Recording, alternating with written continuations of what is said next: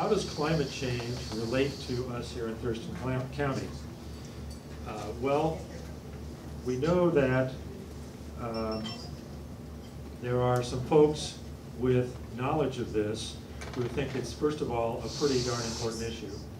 For example, the current UN chief, Ban Ki-moon, has called global warming the defining challenge of our era.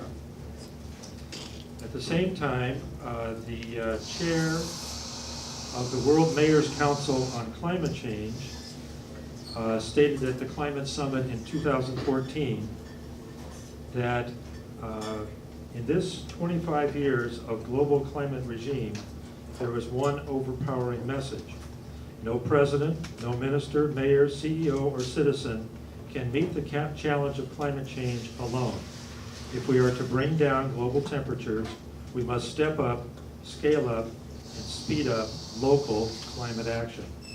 So, and that goes along with the one of the strong messages that came out of the climate summit of late last year, 2015, was that cities and local jurisdictions really need to be leaders on this issue.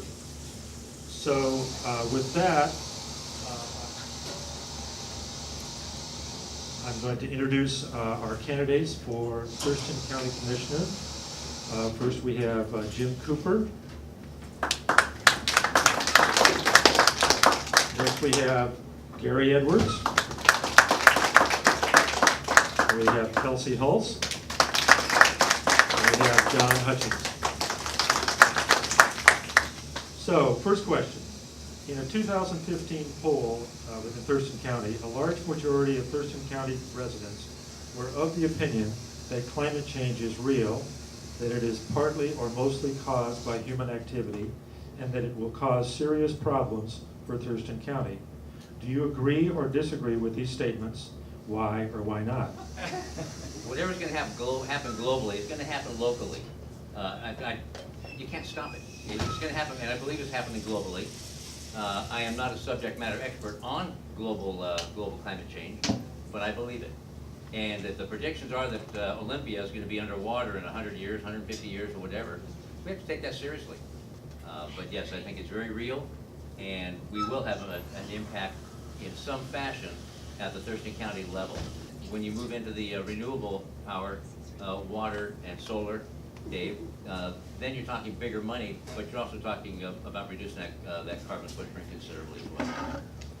We are, in terms of why or why not, I think that we're seeing both scientifically and anecdotally that the world is different than it used to be.